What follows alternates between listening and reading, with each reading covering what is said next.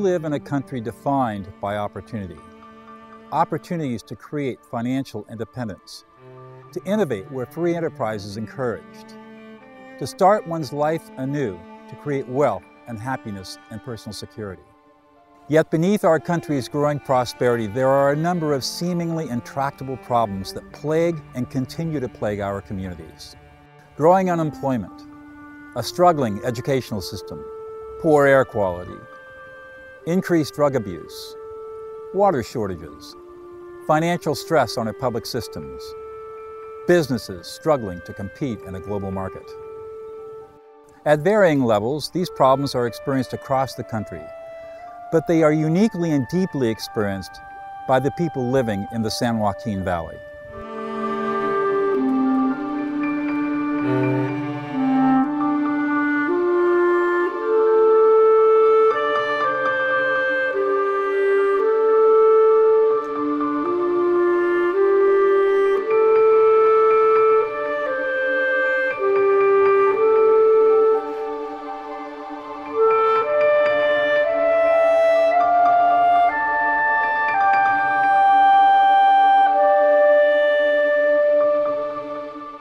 Community leaders came to understand, as in many other communities, that the issues facing the San Joaquin Valley are extremely complex, multifaceted, and deeply entrenched. Most of these issues require a coordinated effort in order to achieve sustainability and vitality within the community. These issues might include key elements like public safety, neighborhood vitality, an educated and growing workforce. No single institution, government representative, or community benefit organization has full domain over all of these important elements. There's no magic wand that any single leader or group, a particular industry, can wave to address all of these factors. Well, you know, it's such an interesting time to lead and try to make progress for our community. And I know those of us here at City Hall and so many people in Fresno, we're committed to moving Fresno forward regardless of what's going on with economic cycles. There will always be not enough money. So we learned a long time ago in Fresno that you can't just rely on money as a crutch. You have to always find a way to get done what you want to get done with limited resources. And frankly, that's how I think we've really mastered the art of collaboration here in the Fresno area. And collaboration is kind of a fancy word, but bottom line is it means we get better outcomes and we spend less money. And that is certainly the name of the game now. But frankly, it's always going to be that way. I mean, we're never going to be at the point where we can dump tons of money at a problem in the hopes of seeing the solutions arise. We have to be better than that. We have to be entrepreneurially minded, and we have to be willing to work across dividing lines and find solutions, and that's really what collaboration is all about. This leads to the first insight that Fresno's community leaders came to. That is, they must consciously decide to plan, think, collaborate, and work together to solve these problems. One of the decisions also that was made a big impact when we decided to start our Water Technology Center here in Fresno was that there was a Central Valley Business Incubator and there was a wet center where we're standing right now. That was some of the things that I didn't see anywhere else that would actually help us make that decision easier and transition some of this here to Fresno. And working together with the CVBI and the wet center has really been a great experience for us. And I truly believe that we have any opportunity together with the businesses and together with Fresno State and together with the CVBI and the Wet Center to truly come together and brand this area as being the water hub, the Blue Tech Valley. Well, as an engaged university, we believe we have a responsibility to connect with this region and to use the resources that the university community has in order to help focus on problems and solutions to those problems that we can be of help. It's important, I think, in doing that to recognize that it's a partnership. It's not the university determining the solutions, but it's working with people and citizens of this region to identify the problems, define them, and then most importantly, begin to focus on solutions. We got some great partners. We're working with Kaiser, Wells Fargo, AT&T, the Business Council, Wellness Foundation. We're working with local businesses, some small local businesses that's helping us run our kids through the program. So we have quite a few great partners that have stepped up and not just wrote checks, but have came out and volunteered and put people to work in our organization. So There's quite a few others that we looked at. City Hall has been great for us. The mayor's office has been great for us.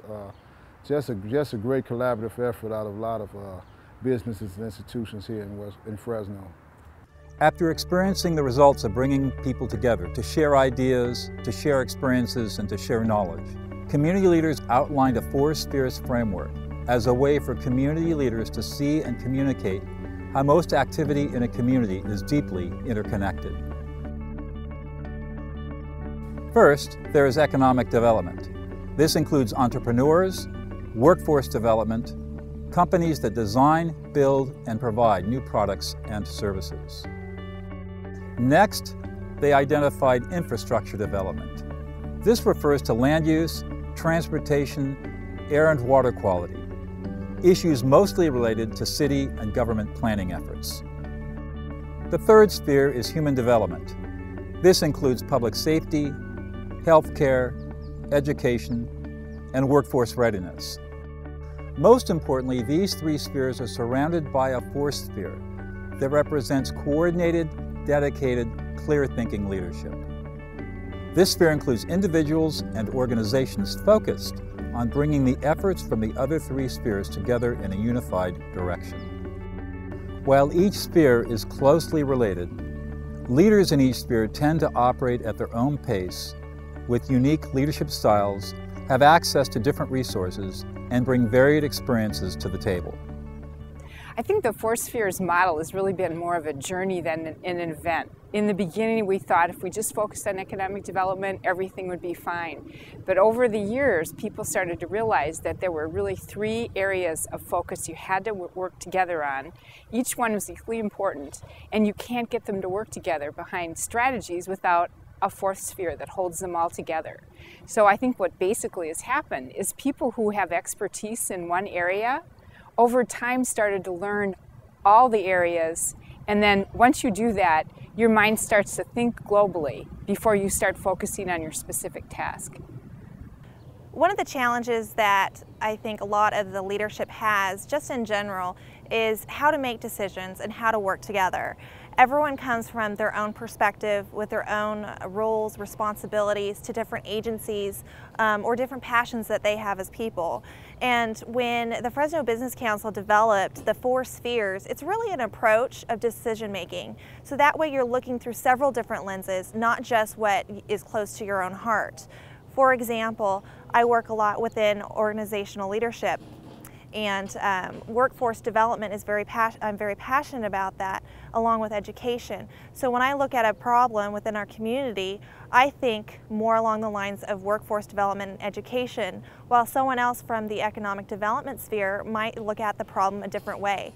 By bringing all the different leaders with these different lenses, we're able to look at the problem holistically and come up with the best long-term solution with the best impact. After various discussions, they began to realize the importance and need for a common language and agreed upon set of community values to govern the behaviors of the leaders and institutions in the community.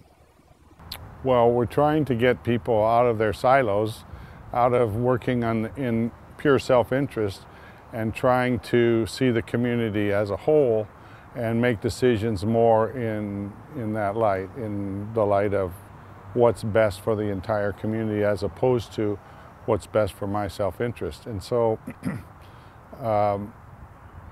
we have to first promote the values that were about truth-telling, about stewardship, and so forth, in order for everybody to have a kind of a common agreement as to how to conduct themselves as they're facing community business decisions. You know, the community values started as just a simple list of attributes and characteristics that we were all willing to commit to as individuals working on behalf of the community, not something we intended to spread or to impose on anybody outside of a few people who are working on the Fresno Area Collaborative Regional Initiative. But it was so changing, it was like shining a floodlight on the political, civic, and cultural institutions in Fresno. As we started looking at those domains through the lens of the community values, it became very clear where, as a community, we had not lived up to those values in the past, and we could start to see the consequences of that. So as a small group of us just committed ourselves to those values, we started to have more productive meetings. We had more strategic thinking going on. We were more focused on outcomes and not just on status quo. And it was really, really enlightening and allowed us to see things in a completely different way and really move forward. So then we realized that, gosh, it'd be good to kind of share these with other people and really try to perpetuate the commitment to those values. And that's how the values really kind of got a life of their own. And really, they're nothing more than guiding principles. And frankly, we may not talk about them every day around City Hall or other places in the public square, so to speak, in Fresno, but I'm confident because the last 10 years, so many people have been focused on really living up to those values when they're doing work on behalf of the community. Our culture has shifted, our political culture has shifted, the appetite of the public, and people are really hungry for leaders, elected, appointed, and otherwise, who are stewards of the whole and not just representing a single organization or interest. And I really attribute the focus on the values to helping bring about that cultural shift.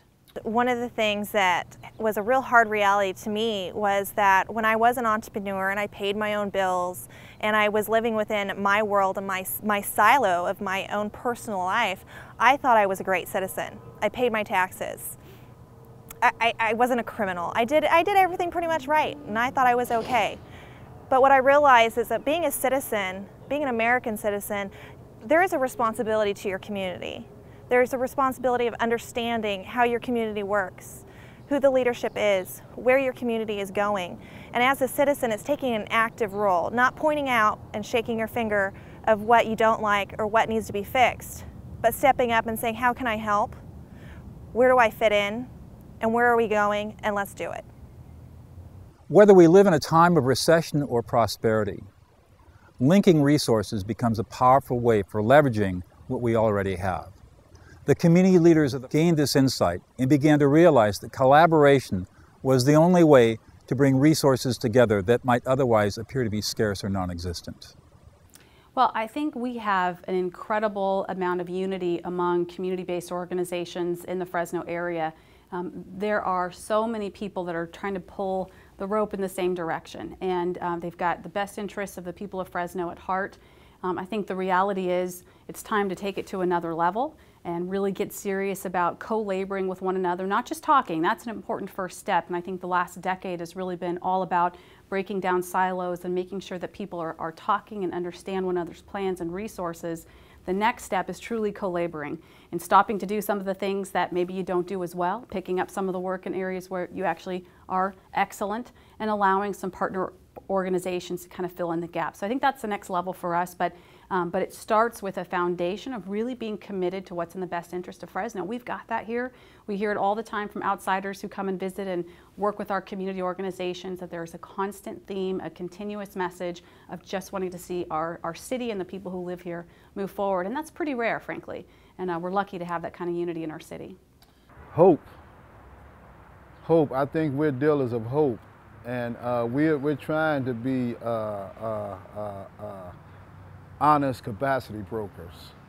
We're an organization that now no longer funders have to go through intermediaries. They can come right down to the ground level and begin and see how they work and how they're funding and how they can use their 3 T's, their time, talent, and treasure, to really work with people. Instead of seeing pictures and stories, they can meet people. And so I think that we have become a bridge from West Fresno to North Fresno or wherever, that people can come in and really see and really help people that they want to help and be part of. In California's San Joaquin Valley, big rocks have been turned over. Leaders are working together, and monumental change is happening. Many community leaders took a fresh look at the 4 spheres, and they saw that there was actually a bigger picture. And as they saw that bigger picture, they saw hidden resources that had never been seen before, that has led to unexpected pathways to success. First of all, on the social entrepreneurship side, I think there's a whole methodology that entrepreneurs use to make things happen. I think we want to take the best of that, the sort of propensity for action, the kind of get in and get it done sort of thing that entrepreneurs do, and apply it to social problems. And I think that's what we're learning to do. We're learning that entrepreneurs aren't just about founding businesses that are profitable and fill niches, but that we can take that same method, that same enthusiasm, that same goal-oriented, never quit, keep going to the end, stick-to-itiveness, and apply it to social problems for our communities with a net gain. And that's the big Fresno Business Council, one of the big Fresno Business Council experiments. I am so proud of the people in Fresno that have decided to stand up for their community and do the difficult work of community building and solving very complex problems. We have a lot to be proud of in Fresno. Well, the first thing you have to realize is that every community is on their own path and no one size will fit all. And what's been important for Fresno is not necessarily our approach, not necessarily the same approach that may work for another community. But the fact remains that no matter where you are on the spectrum of community transformation, you have assets in your community. You just need to start with identifying what those assets are, whether they be civic leaders in certain key positions, whether it be a great industrial base, whether it be a thriving cultural arts sector. Really start from an asset-based approach, do the analysis and collect the list of what those assets are, and then just start convening and asking people if they aren't ready for things to be different in your community. We spend a lot of time in Fresno just going over those basic steps and finding those assets and then finding people who are eager for change. And we found them in some very bizarre places. We found some federal government officials, for example, who were hungrier than anybody else. We found private sector leaders, and certainly we found key nonprofit leaders as well. And you just go with who's like-minded, pull together a coalition, and just kind of start working on an action plan. And it starts with something as simple as that. And looking back over the last 10 years, that's actually led to really widespread change in our community. How does this story relate to you? Change occurs when individuals are committed to their communities. And the tipping point occurs when those individuals join together with a common vision based on the 4 spheres. Transforming our country will happen one community at a time.